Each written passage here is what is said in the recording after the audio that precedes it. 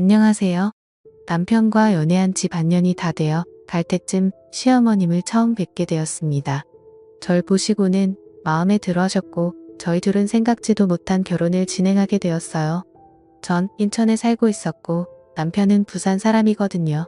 일주일에 한 번 보냐 데이트 중이었는데 장거리다 보니 왕복이 힘들고 들어가는 돈도 만만치 않더라고요. 그래서 그러셨는지 시어머니는 결혼을 서둘러야 한다 하셨고 생각보다 결혼이 빨리 진행되었어요. 남편 직장 때문에 저는 부산으로 내려오게 됐습니다. 결혼 준비할 때까지 남편은 속 한 번 썩인 적 없었고 시부모님 또한 잘 해주셨기 때문에 모든 게 순조롭다 생각했어요. 몇 달 동안 남편 뒷바라지 때문에 시어머니는 집 얻어 동거하다가 결혼하라 하셨고 그렇게 했습니다. 운수는 과하지도 모자랄 것도 없이 남들 하는 만큼 해왔고 들어가는 돈이 많아 검소하게 꾸며가며 행복하게 하루하루를 보냈습니다. 정리되는 대로 시부모님이 오셨고 저는 뿌듯해하실 것이라 생각하며 기대하고 있었는데 빨래 널어놓은 신랑 여름티를 보시더니 이걸 세탁기에 돌렸냐며 기겁을 하시는 거예요.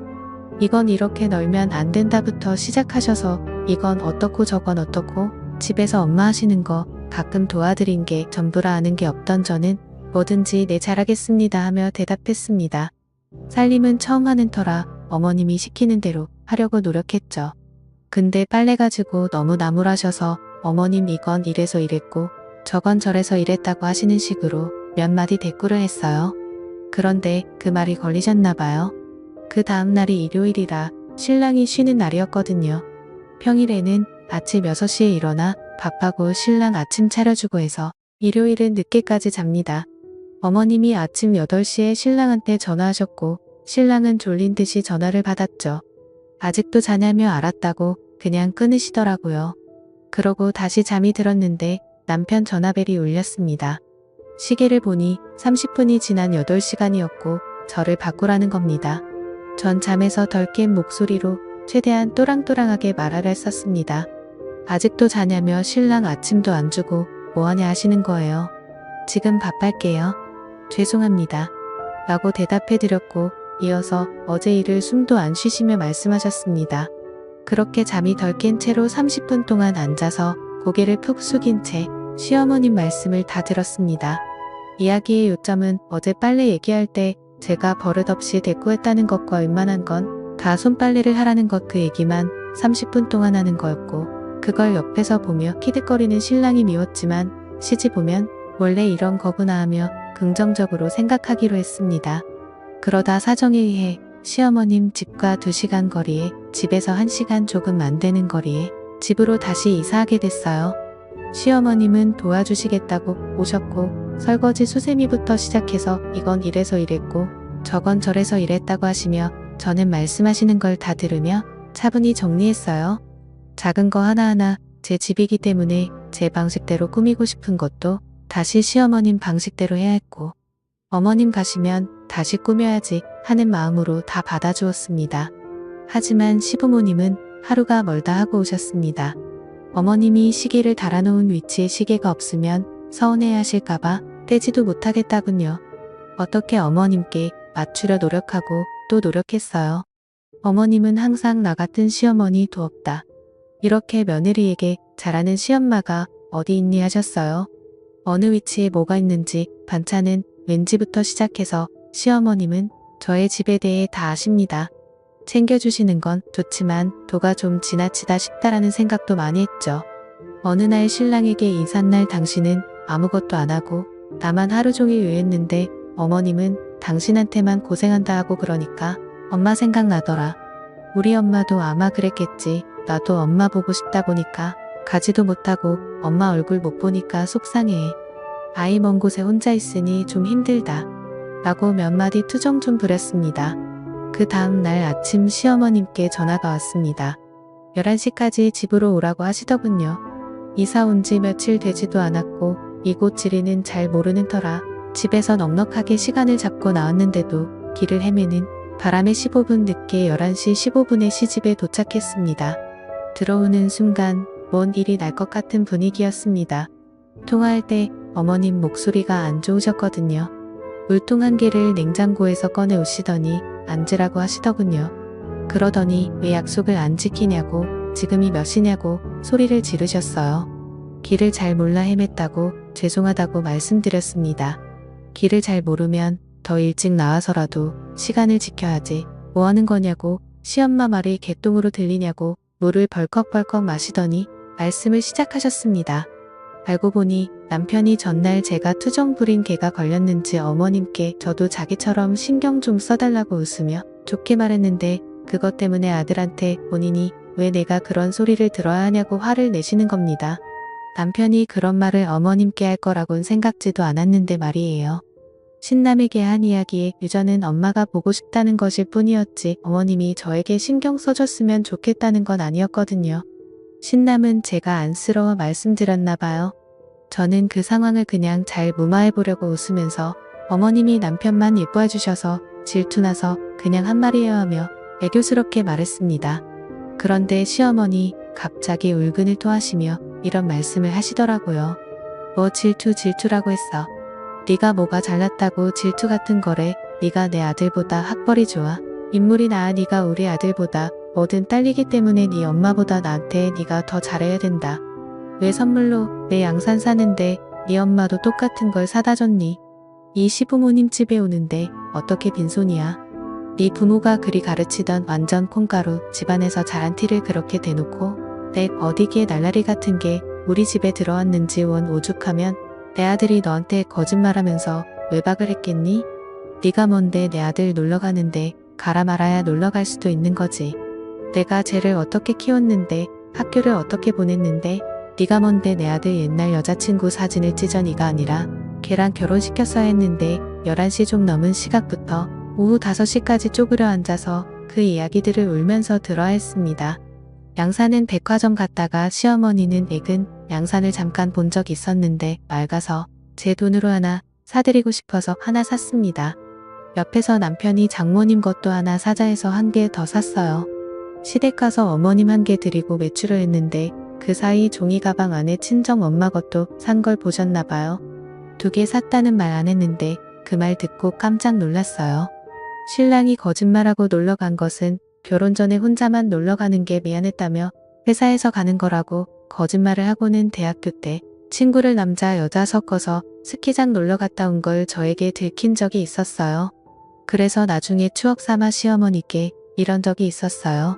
어머님 좀 혼내주세요 라고 말했는데 저렇게 받아들이실 줄이야. 그날 여자친구 사진은 결혼 전 시댁에 놀러 갔다가 예전 여자친구 사진이 있길래 꿈하고 있는데 시어머니 이게 왜 여기 있지 버린 줄 알았는데 이거 찢어서 버려버려라 해서 남편이 찢어버렸거든요.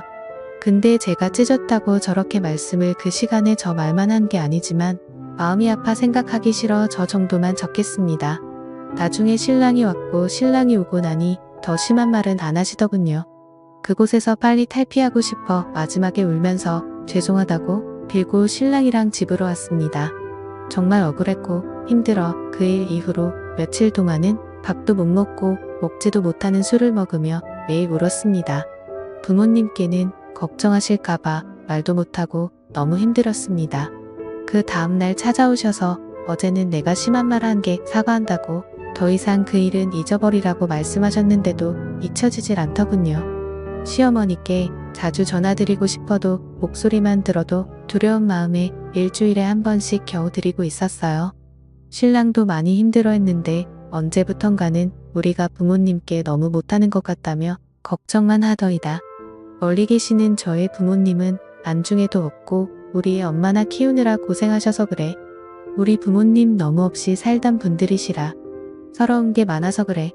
그때 일은 내 얼굴 봐서라도 잊으면 안 되라고 하면서 제 엄마 편 만드는데 진짜 한 대 치고 싶은 생각도 들더라고요. 잊으려 해도 그때 일이 잊혀지지가 않았습니다. 또 저는 그냥 아기 낳고 잘 살고 싶었는데 신랑이 적게 벌어오는 것도 아님에도 불구하고 이번에 집 사면서 빌린 대출금 갚아야 하나 애 낳으면 돈 많이 들어가니까 당분간 낳지 말라시더군요.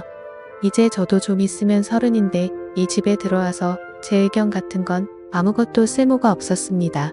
이곳에 와서 제가 의지할 수 있는 건 남편뿐인데도 지 엄마한테 싫은 소리 한마디만 해도 마음 아파하는 효자이기 때문에 이러지도 저러지도 못했습니다. 모두 다 때려치고 엄마한테 달려 가고 싶은 맘뿐이었습니다. 그러다 보니 남편과 말다툼이 잦아졌습니다. 그럴 때마다 시엠이라는 인간은 저한테 어디 천한 남편한테 큰 소리를 했고, 저는 당신은 이제 어머님한테 우리 다툰 것까지 이야기하냐고 따졌습니다. 매일 반복 지극지극했어요. 그리고 얼마 후 남편이 다른 여자를 만나는 걸 알게 된 겁니다. 알고 보니 결혼 전 남편이 제 앞에서 찢어버렸던 사진의 주인공, 그러니까 남편의 전 여친이었습니다. 결혼 후에도 저 몰래 그 여자랑 데이트도 하고 놀이공원도 가고 또 함께 영화도 보면서 연인처럼 지내왔던 겁니다. 제가 어떻게 당신이 나한테 그럴 수가 있냐고 따졌더니 남편이라는 스프가 눈을 동그랗게 부릅뜨더니만 저한테 하는 말이 가관이었습니다. 안녕하세요. 남편과 연애한 지 당신은 추억이라는 건 없는 사람이야. 내가 가장 힘들 때 옆에서 지켜주던 여자를 그럼 그냥 버려. 요즘 집안 사정도 힘들고 남편이랑도 힘들다고 해서 가끔 만나서 고민 들어주고 그랬던 것뿐이야. 내가 그 여자랑 잠을 잤어. 내가 당신이랑 결혼하면 내 인간관계 다 끊어야 돼. 갑자기 가막혀서 말이 안 나오더라고요. 당신 그걸 말이라고 해. 라고 따지니 집을 나가지 애미한테 달려가서는 한동안 돌아오지 않더라고요. 시엠이라는 은처 혼자 있는 집에 달려와서는 무슨 저런하면서 네가 그런 식으로 밥까지 긁으니 남편 네 숨을 쉴 수가 있겠니? 네가 뭐 하나 잘나고 이쁜 게 있어야 우리 아들도 널 이뻐하지. 남자는 다 여자하기에 나름인 게야 라고 하시는데 정말 저 그날 너무 열받아서 말 함부로 하지 제가 뭘 그렇게 잘못했냐고 시집와서 어머님 말씀 모두 순종하고 아기 낳는 것도 포기하고 살고 있지. 왜 다 내 탓이라고 하시냐고 따졌습니다. 그렇게 제가 싫으시고 못마땅하면 이혼하겠다고 당신 아들 그냥 때리고 평생 사시라고. 나는 당신이랑 당신 아들 모두 감당 못하겠다고 위자료 준비하라고 큰 소리를 쳤죠. 그랬더니 어머님 엄청 놀라는 눈치였습니다. 저는 어머님 앞에서 당장 짐을 싸서 친정에 갔습니다. 정말 이혼할 각오를 하고요. 시애미는 제 짐을 뺐더니만 어디 어른 앞에서 건방지게 뭐하는 짓이냐고 네 애미 애비한테 그렇게 배워 먹었냐고 소리를 지르시더라고요. 그래서 저도 큰 소리로 왜 자꾸 우리 부모님 욕하시냐고, 우리 부모님이 도대체 어머님한테 뭘 그렇게 잘못했냐고 따지니 저를 이렇게 키운 게 큰 잘못이라고 하시대요. 더 이상 할 말도 없고 말도 섞기 싫어서 나왔습니다. 그렇게 한 달이 지났습니다. 저는 편의점 아르바이트를 시작했어요. 걱정하는 부모님 얼굴도 보기 힘들었지만 다시 그 집에 들어가는 게 더 힘들더라고요. 버는 돈 없이 부모님께 손 벌리는 것도 싫었기에 일을 시작한 겁니다. 그동안은 남편은 하루가 멀다 하고 연락을 했습니다. 우리 엄마 걱정 그만 시키고 당장 와서 무릎 꿇고 빌고 돌아오라고요. 남편은 자기가 바람핀 것도 아닌데 왜 제가 집을 나가냐고, 이제 좀 철 좀 들라고 저한테 다그치더라고요. 어이가 없어서 정말 그래서 제가 딱 잘라 말했습니다. 내가 정말 들어가길 원하면 네가 만나는 여자들 다 정리하고 네 부모랑 나 사이에서 처신 잘하라고요. 그랬더니 며칠 연락이 없던 남편은 미안하다고, 이제 다른 여자 안 만나겠다고, 엄마한테도 이제 다시는 저한테 함부로 말하지 못하게 중간 처신을 잘하겠다고 하더라고요. 저는 저희 부모님 걱정시키는 것도 싫고 또 남편을 믿고 싶은 마음이 남아있던지라 못 이기는 척 다시 집에 왔고, 그 후로 시애미도 또 다시 저희 집에 찾아와서 잔소리를 하기 시작했습니다. 그때마다 저는 남편에게 전화를 했어요. 그럼 남편은 엄마 바꿔달라고 말하고는 시애미한테 아들 이혼시키기 싫으면 제발 좀 그만 좀 찾아오라고 소리를 질렀습니다. 덕분에 언제부턴가 시어머니의 저희 집 출입은 잠잠해지는 듯 했습니다. 남편 또한 퇴근 후에 바로 집에 들어왔고 주말에도 저와 시간을 보내려 노력했어요. 그 후 저희는 이세를 갖기 위해 꾸준히 노력했습니다. 허나 배란일을 계산하고 병원을 다니며 1년이 넘도록 노력해도 아이는 생기지 저는 깊은 슬픔에 빠졌고 그때부터 다시 시어머니의 저희 집 방문이 잦아지기 시작했습니다. 애 낳는 게 미루라고 할 땐 언제고 어디서 해도 못 낳는 애가 우리 집에 들어와서 대를 끊어놨다느니 하는 소리를 매일 같이 하시며 제 마음을 너덜너덜하게 만드셨어요. 그리고 언제부턴가 남편은 더 이상 제 편이 아니었습니다. 남편이 늦게 오는 날이 다시 많아졌고 수상한 행동들을 하기 시작했습니다. 저는 그리고 결국 남편의 뒤를 한번 켜보기로 했습니다. 그리고 남편이 퇴근하는 시간 1시간 전부터 남편 회사 입구가 잘 보이는 카페에 안아지려 봅니다. 그런데 남편 퇴근 시간이 한참 지났는데도 회사에서 나오질 않는 겁니다. 이상하다 싶어서 1시간, 2시간, 5시간 계속 기다리는데 남편에게 연락이 왔습니다. 왜 집에 없냐고요? 어딜 간 거냐고요? 당황한 저는 친구 만나는 중이라고 말하고는 집으로 돌아왔는데 남편이 씻고 잘 준비를 하면서 투덜투덜 거리더라고요. 이상하다 싶었던 저는 다음날 훨씬 일찍 남편의 그 카페에 갔습니다. 그리고 기다리는데 분명 남편의 퇴근 시간이 7시 반이라고 했는데 세상에 6시 정각이 되기도 전 급하게 남편이 회사에서 나와 어디론가 가는 겁니다. 그리고는 바로 택시를 잡아 탔습니다. 저는 급한 마음에 바로 카페에서 나와 마침 그 뒤에 오던 택시를 잡아 타고 남편을 미행하기 시작했습니다. 별로 멀지 않은 거리의 한 아파트에서 내린 남편은 서둘러 아파트 건물 안으로 들어갔고 저도 뒤따라 들어갔어요. 그런데 들어가자마자 봤더니 남편은 없었고 엘리베이터에도 사람이 없었어요. 그때 문득 1층이구나 싶더라고요. 저는 확인을 위해 몰래 2층에 숨어 있었습니다. 귀를 쫑긋하고 기다렸어요. 엘리베이터를 타는 사람들 소리 말고는 딱히 다른 소리는 없었습니다. 그리고 몇 시간이 지나 1층 문이 열리는 소리가 들리더니 남편의 목소리가 들렸어요. 또 올게. 저는 심장이 터지는 줄 알았습니다. 남편이 떠나고 나서 또 한동안 저는 2층 구석에서 추라하게 쪼그려 앉아 있었어요. 그리고 용기를 내서 남편이 나온 그 집 초인종을 눌렀습니다. 누구세요? 아까 남편과 대화하던 여자의 목소리가 들렸고 저는 제 남편의 이름을 대며 김선준 씨 아내 되는 사람입니다. 라고 말했습니다. 그랬더니 문을 열어주는데 그 여자 등 뒤에 아이가 새근새근 자고 있더군요. 저는 당황하는 여자의 얼굴을 바라보며 집 안으로 들어갔고 그 안에서 못 볼 꼴을 보고 말았습니다. 그 여자 내 집 거실에 걸려있던 사진, 제 남편과 찍은 사진이었어요. 심지어 아이와 셋이 찍은 사진은 최근 사진 같아 보였습니다. 그렇습니다. 제 남편은 두 집 살림을 하고 있었던 겁니다. 너무나 어이가 없던 저는 정신을 잃을 뻔했습니다. 그 여자에게 당신 이 남자 가정 있는 거 알았냐고 물으니 아무 말도 못하더니만 끝내 오열하며 말하더군요. 오래전부터 사랑했던 남자고 결혼까지 생각했었는데 어머님이 반대하셔서 못했다고. 그래서 포기하고 지내고 있었는데 어느 날 제 남편이 이혼했다고 하면서 돌아왔고 그날 실수로 가진 아이가 태어나서 결혼식을 미루고 살아온 거라고요. 시어머니도 이 사실을 아시니 했더니 어머님도 이혼했다고 분명히 말했고 아이를 가지고 나서부터는 정말 며느리처럼 잘 대해주셔서 생각도 못했다고 하는데 저한테는 애기 미루라고 종용했던 사람이 막상 숨주가 생기니 그렇게 좋았나 봅니다. 정말 눈물만 나더라고요.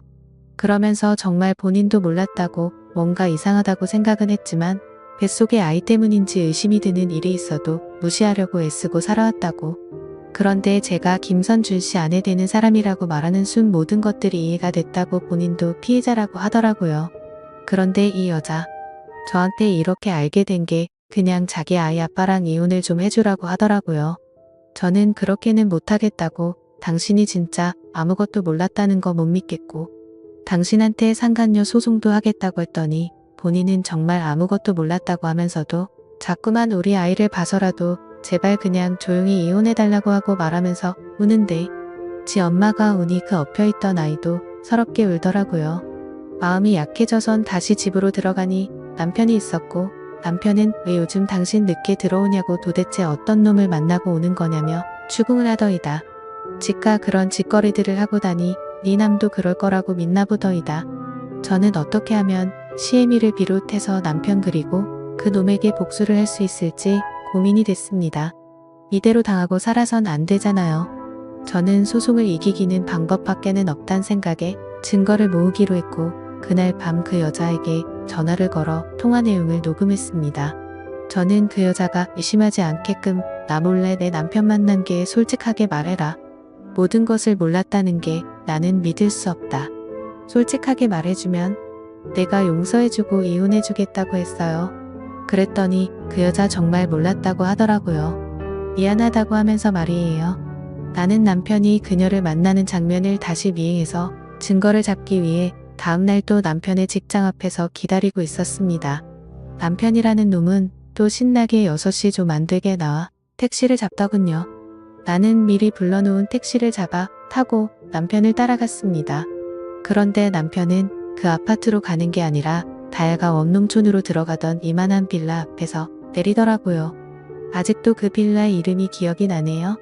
한마음 빌라. 빌라 이름과는 반대로 이놈 마음은 도대체 몇 개인지 모르겠더라고요. 또 어떤 년을 만나러 왔나 싶어 뒤따라 들어갔는데 그 빌라 꼴에 엘리베이터가 있는데 남편이 들어가고 나서 3층에서 멈추더라고요. 오, 3층이구나. 나는 뒤따라 엘리베이터를 타고 4층에서 내려 1층을 내려갔습니다. 혹시라도 엘리베이터 앞에서 마주칠 것을 대비해서 말이에요. 남편은 이미 사라져 있었고 1층에 두 집이 있었던 터라 어떤 집에 들어갔는지 알 수가 없었어요. 나는 배달의 민족으로 짜장면과 짬뽕을 두 집 모두에 주문했습니다. 배달원은 10분도 안 돼 와주었고 두 집에 초인종을 눌렀어요. 그러자 한쪽 집에는 아무도 없는지 나오지 않았고 한쪽 집에서는 남편의 목소리가 들리더니 배달원이랑 뭐라 대화를 하더니 배달원을 돌려보내더라고요. 나는 문이 닫히는 소리를 듣고 그 배달원을 조용히 불러서 내가 시킨 거라고 말하고 짜장면과 탕수육을 받아들이고 그리고는 짜장면 비닐 포장을 벗기고 조용히 다시 초인종을 눌렀어요. 인터폰에 제 얼굴이 찍힐까봐 한쪽 구석에 숨어서 초인종을 눌렀고 바로 또 문이 열렸습니다. 나는 핸드폰 카메라를 펴서 문이 열린 틈을 찍었습니다. 그리고는 못 볼 꼴을 보고 말았네요. 그 집 안에는 새파랗게 절는 어떤 대학생 여자애가 하얀색 이불을 온몸에 돌돌 말고 서 있었고 그 앞에는 속옷 차림의 남편이 문을 열고는 서서 나를 토끼 눈으로 바라보고 있었습니다. 열받은 나는 남편 얼굴에 짜장면을 던져버리고는 그 여자애에게 다가가 뭐 하는 거냐고 따져 물으니 아줌마는 누구냐고 오히려 쏘아보며 묻더군요. 내가 이 사람 아내가 되는 사람이라고 하니 정말 몰랐는지 깜짝 놀라며 제 남편을 쏘아보며 오빠 유부남이냐고 따지는데 이놈은 정말 몰랐다 싶었습니다. 그리고는 갑자기 무릎 꿇고 진짜 몰랐다고 죄송하다고 비는데 이 여자가 무슨 잘못이 있겠나 싶어 제 남편 싸대기를 미친 듯이 갈기며 당신 가만 안 둘 거라고 말하고 집에 돌아왔어요. 그리고 그 영상을 남편의 애를 낳은 내연녀에게 보내고는 잠수를 탔습니다. 전화기를 꺼버리고 친정집에서 아무것도 못하고 누워만 있었어요. 알아서 니놈들이 잘 해결해봐라. 그런 심산이었어요. 그리고 아무것도 할 수 없을 만큼 심신이 지치기도 했고요. 나중에 알고 보니 그 내연녀 제 남편이랑 정리하기로 하고 남편을 상대로 소송을 걸었더군요. 또 그 소식을 알게 된 손주 생겨서 좋아했던 시애미는 충격에 쓰러져 병원에 입원 중이라고 했습니다. 남편 새끼는 그제서야 휴가까지 써서 저한테 매일 같이 찾아와서 잘못했다고 비는데 더 밟아줄 생각이었습니다. 그런데 입원했다던 시어머님이 저희 친정에 오셔서는 미친 듯이 초인종을 누르시더라고요. 저랑 저희 부모님은 놀라문을 열어드렸는데 환자복을 입고는 오셔서는 제 앞에서 무릎을 꿇으며 제발 본인 손주 잃지 않게 해달라고 자기한테 하나밖에 없는 핏줄 자기한테 다시 돌아올 수 있게 도와달라고 그 여자 그러니까 큰 내연녀한테 제발 잘 좀 말해달라고 비시는 겁니다. 말도 안 나와서 저는 결국 경찰을 불렀고 경찰들은 순간 오열하고 있던 환자복을 입은 어머니니 정신병원에서 나온 줄 알았다고 하시더라고요. 그 모습을 제 남동생이 모두 찍었고 저는 소송에서 하나의 증거로 또 사용할 수 있게 되었습니다. 이제부터 본격적으로 이혼 소송을 준비하려 합니다. 감사합니다.